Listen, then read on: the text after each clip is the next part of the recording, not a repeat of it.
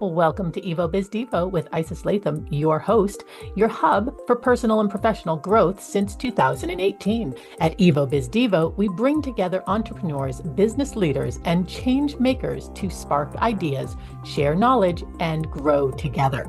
Stick with us as we explore fresh ways to expand networks, build resources, and create lasting impact. Let's get started. Welcome to Evolution Business Development. I'm your host, Isis Latham, and it's my pleasure to welcome you, Lia Pinelli, Food Freedom for Fempreneurs. Lia is the owner of The Life You Crave, a company that helps women end their struggle with food and weight so that they can funnel all of that wasted energy into leaving a legacy of health, wealth, and badassery for the next generation of girls. Lia is a community powerhouse, and she's invested in feeling good in her skin while also helping you to feel good in your skin. She is building a baller business for herself and helping so many others too as well, and creating a life that you can crave unapologetically.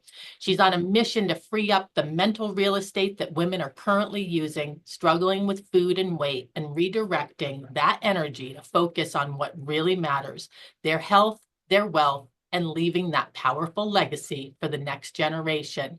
She hosts the Life You Crave podcast, and Lia's work has been featured in Shout Out SoCal, San Diego, Voyager, and numerous podcasts. She's also the keynote speaker of for Strong Girls, Strong Women Conference of Silicon Valley. Well, aren't we pleased to have you with us today? Thank you. Thank you. I'm really excited to be here. Well, I've been looking forward to this conversation ever since the first time we talked. We actually met through Facebook, didn't we? Through mutual friends. Yeah. And you were asking good questions, and I took a gander and said, hey, maybe we should talk. And that just unleashed a whole lot of greatness. Yeah. When you talk about helping people to overcome the struggle, right? The struggle with this food, the weight, the vision of who they think they are on the outside. How did you know that this was for you? What was it that drove you to want to take this on, something that so many people struggle with? Yeah. Well, I mean, I really solved it for myself first. So long story short, since the age of 9, I've struggled with food and weight. I was always a big eater. I was always a girl with a big appetite. I was always overweight. My pediatrician told my mom to put me on a diet when I was 9, the whole thing, right? And so this is like a really common story that a lot of us have.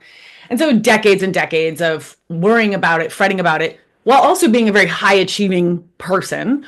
But it was constantly thinking about weight, thinking about dieting and not dieting, and all of the fear and anxiety that goes with that. It consumed a great deal of my mental energy, right? As I think it does for so many women or people who are female identified. And then when I was 39, I actually stumbled upon a podcast where I learned a few simple tools that actually started to shift. And this is, Laura was kind of talking about the brain-based stuff. It actually shifted the way that I was thinking, that had a great result in the way that I was then eating. And I was shocked because it wasn't a diet, right? It was like this shift. So anyway, I started to, follow that a little bit, really curious to learn more. And what I found is after, 30 years of yo-yo dieting, and I had given up on dieting by then. I was like, don't have time for this, right? Like I have a young child, like I don't have time for this. But when I stumbled upon this solution, essentially, that didn't require restriction and deprivation and actually freed up my mental real estate, I was floored, because then I was like, I had all of this brain space that I could then use for other things. And what I ended up using it for was to build my own business. And the building of my business has given me the freedom that I have always craved, because Yeah, I was an educator for 15 years. I became a teacher because I thought it would allow me to be home at 3:30 to be with my kids. That's a total fallacy. That's not at all what it was. And so when I built my business, I built it around these other things that I value in my life, and which is being home for my son when he gets home from school and being able to see him off to school and being able to set my own schedule. So it was like all of this came from that freed up mental real estate that I didn't even know was possible until I was 39. And so that's when I realized, and I had been doing female empowerment work quite a bit up until that point. But what I realized was, holy cow, if I can free up this mental real estate, I can teach other women to do the same, free up their mental real estate. And then I think that's when we'll really start to see more women taking charge, taking control of their own lives and starting to, I'm not going to cuss on the show, but starting to run stuff, right? Like running for office, taking more leadership positions, seeing them at the table, more CEOs. I really think that the amount of mental energy that we're spending worried about food and weight is holding us back tremendously. I think it's one of the things that keeps young women, especially, from being able to experience life to its fullest. They're worried about how they're going to look. They're worried about what they're going to wear. How will I be seen? All of that. I know for myself, as I was listening to you speak, I was remembering the way that I used to, in my 20s, and I think even my 30s, I would put on an outfit and I would ask myself the question every time, does it like make me look thin? Yeah. And I thought at some point, I want to say in the last 10 years, I stopped asking that question and I started asking, does it make me feel like I want to move? Does it make me feel beautiful? Because it should enhance what I am feeling. It shouldn't be trying to detract. It shouldn't be making me literally less than. Right. How do I, thinner than what? Come on. Right. Right. And do you also find that it goes the opposite way, that there's this never thin enough, never muscular enough, never this, never that, right? Like it's like this moving target Well, that yes. people talk about? Well, I don't know. I definitely think that for some people it is a moving target when it comes to weight. But that really starts to tip into then some very, body dysmorphia and some real mental health issues, right? Disordered eating. My work does not address that, right? That's where I would definitely refer out. But what I do see though is a very skewed sense, like our self-perception as women. This is, I think, what you're kind of talking about. Is we see ourselves and we immediately pick ourselves apart. Do I look pretty enough? Do I look thin enough? Am I wrinkly? Am I, all these, I've got too many wrinkles or too many gray hairs or all of these things that we're very self-critical. And I'm sure that many of you can relate to this, but looking back at photos when you were 15, say, and you thought you were so ugly and so fat. And so, these teenage years are so tender. And then you look back and you're like, I was freaking adorable, right? I was adorable. And even that can still happen. You look at yourself 10 years ago and you're like, oh, I thought I looked one way. And really, I looked another way. And what I try to do with women is really get them to see that 10 years from now, they're going to look back at themselves right now and have that same thought. So why not just enjoy yourself now? But I also don't want to diminish that, telling somebody, oh, I didn't just love yourself, embrace yourself. I'm a huge fan of body diversity, but I also, for me and my clients, I really support feeling at home in your body. And that is much more important. There's no size that aligns with feeling at home for everyone, right? Feeling at home. I had a client who, when she came to work with me, she had a significant amount of weight that she wanted to release. And the BMI said she should be in a certain place. So initially her goal was that certain place. And as she went on her journey, she found that, when she was about 20 pounds away from that, she had about 100 pounds to lose, but that she wanted to lose. But when she was about 20 pounds away from that goal weight, she realized, I don't want to be that skinny. I wouldn't feel at home in a body that skinny. I like my curves, right? And so it's really about, I call it, it's finding your natural weight with minimal effort. And natural weight is the weight that you weigh when you don't struggle with food. So if there isn't a preoccupation with food, if you're not worried about food, if you have a healthy, happy relationship with food, then your mental real estate is freed up to go build your baller business or to go run for office or whatever those things are that women really want to be doing but aren't doing. Tell us some of the stories about the people you've worked with, right? Don't tell us names, don't give away Sure. their identity, but tell us a story or two about that journey and what you did with them through the process. Because I think probably each person's journey is different than another, Totally. right? It's totally different. We have a few things in common. I very specifically work with women who have eating behaviors that they want to change. So, Mhm. I mean, yes, a lot of women do come to me because they're like, I want to lose weight. I get that, but that's not really what's at the root of it. What's at the root is I have eating behaviors that are resulting in weight that I don't love, right? I don't work with women who are eating in these like really healthy ways who still want to lose 10 pounds. Like I don't have anything to offer you, right? It's about the behavior. And so that looks different from woman to woman. I was thinking of one client in particular when you were speaking about looking at yourself in the mirror. And I have a client, I actually can say her name because she was on my podcast. Her name is Diane. But Diane is one of the most accomplished women you'll ever meet. She has literally worked with and friends with people like Bill Gates, Mark Zuckerberg. This woman is highly accomplished. And yet she came to me because she was tired of being in meetings where she needed to get up and go to the whiteboard to explain something. And she didn't want to get up and do that because she didn't want anybody to look at her backside.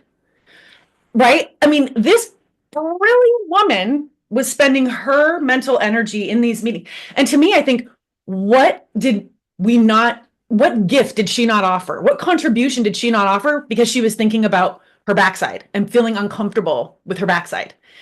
So she is a great example of somebody who came to me because she knew that it was her behavior. She couldn't quite figure it out. But what I do with all clients is the first thing is if you are overeating, which many of us are, and overeating, by the way, a lot of us think of it as, a client was just saying this to me recently. She's like, I'm not an emotional eater. Like I don't eat like buckets of ice cream while crying in the middle of my kitchen floor, right? That's what we think of when we think of an emotional eater. That's not actually what an emotional eater is. Everybody eats for emotional reasons. We all do. It's Mhm. just that a lot of us, we are eating more than our body, we're eating more frequently than our bodies actually need. We're eating when we're not actually physically hungry. We're not really enjoying the food that we're eating. We're kind of eating out of a sense of like boredom or stress or compulsion. And our culture has normalized that, right? Stress eating is normal. All of this is quote unquote normal, but it's creating this result that doesn't feel good. And so the first thing I do with clients is we address the kind of there's biochemical reasons that we are overeating, right? There are reasons, there are chemical reactions happening in our bodies when we're eating certain foods that cause us to be hungrier later and to crave later. So when you can kind of understand that and start to figure out ways of eating that work for you, that bring you great pleasure, then you actually can reduce your hunger levels, reduce your craving levels, and really, really get along with food and enjoy food. But then there's a second piece to that, and that is the emotional component. That's the part where it's like, okay, well, I know, yes, I get it. The more sugar I eat, the more sugar I crave. So I get it that I shouldn't eat sugar. But when I'm stressed out and tired at 2 o'clock, I can't help but eat the chocolate out of my coworker's desk drawer or, go to the kitchen looking for that sweet treat or the popcorn or whatever it is. That's the actual emotional component that needs to be addressed. And that's what we do by really starting to shift how we're thinking, not necessarily about the food, but about our lives, right? Like, why are we tolerating being exhausted at 2 p.m.? Why are we tired at 2 p.m.? Is it the job? Are we not getting enough sleep? And this kind of goes back to a lot of what Lisa talked about last week, but it's really this more holistic approach of I'm eating because I'm actually covering up an emotion that I don't want to feel, whether that emotion is boredom, tedium, or stress, being unhappy in my marriage. I've literally had clients get divorced, come to work with me, not realizing they were going to get divorced. But during what we uncovered was I'm eating because I'm really don't love my husband, right? Like that's big stuff. And that's the stuff that we actually then work on together. I'm so glad to hear you say to give that kind of more complete picture because I think a lot of people really do struggle with what is at the root of it and they Yeah. don't know how to ask the questions to get there. So you must be an excellent question asker. How do you think you develop that skill, or what do you do to continue to know how to ask questions as opposed to just say, oh, I know what's going on and fix it. Yeah. Because Yeah. until Oh, they yeah. know why, it doesn't Yeah. change. Right. And I mean, to be fair, I've done a lot of training, right? So, I did my initial training with Dr. Martha Beck, and, I've gone through many trainings now, a lot of professional development. But really, I think the biggest thing was recognizing, and this is something I take all clients through, recognizing, okay, when you're really starting to pay attention to your eating behaviors. So for me, it was I had worked very hard and spent a significant amount of money getting very fancy advanced degrees from very fancy schools in order to do this particular career, which I was now doing and excelling at, right? This was my zone of excellence, and I was climbing the ladder and I was doing great. And I was so stressed and so dissatisfied. And so I would come home and it was immediately like, where's the bottle of wine? Where's the cheese and crackers? And you start there while I'm cooking dinner, and then overeating at dinner. And then for me, it was this very clear. I always go back to this, at the kitchen sink, 10 p.m. at night, every single night, washing dishes. And I kept those Trader Joe's dark chocolate covered peanut butter cups. If you've had them, you know what I'm talking about. They are so good. I kept those right above the kitchen sink. And every night I would have to eat. I don't even know how many I ate because I wouldn't ever really want to count. But I had to pop a bunch of those in my mouth throughout the course of washing dishes just to get through the dishes. And what I realized was that I'm eating because I don't want to feel the deep disappointment that I feel in this career that I've built. And not to mention the deep disappointment I have in my husband because he doesn't know what to do with a newborn baby. So I come home every day and I have to be this, mom who's taking care of everything. And I'm mad at my husband and I hate my career. And right, I was eating for that. So what I teach clients is, if you take the food away, what's the feeling that you would be left with? And that's when I discovered I had to admit to myself, I would feel deep disappointment in the life that I had created, even though it's everything I ever thought I wanted, right? I wanted a husband, I wanted a baby, and I wanted this amazing career. I had it all, but I really didn't like it. And so what I do with clients is what I did with myself is, well, I had got my own coaching, but it's starting to then really look at, okay, so you don't love this life that you've created. You don't love this feeling. You can either change the way you're thinking so that you can feel differently about the life you've created, or you can change the life that you created. And there's no right or wrong there, right? It's not, I don't push clients to, change your life, divorce your husband, right? It's not that. It's more like, what do you want? What would be the most empowered decision that you could make? Because sometimes the most empowered decision is, I really do want to think differently about my husband so that I stop resenting him so much, right? I don't want a divorce.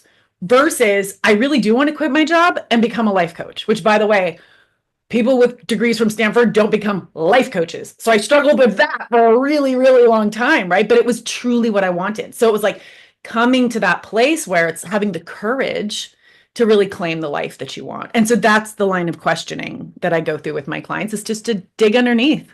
But you have to stop eating so that you can feel it, so that you can address it. I think I might have even told this story last week, but I remember myself driving in my car a number of years ago. I just changed my diet. And it's a slow creep, right? Yeah. Those early days, we got you little kids, you step around the corner and you pop one of those little chocolates in your mouth so that they don't see, because you don't want them eating chocolate. Right, of course. But you're like, okay, I got this. I can keep going. And then, but it just keeps on creeping up.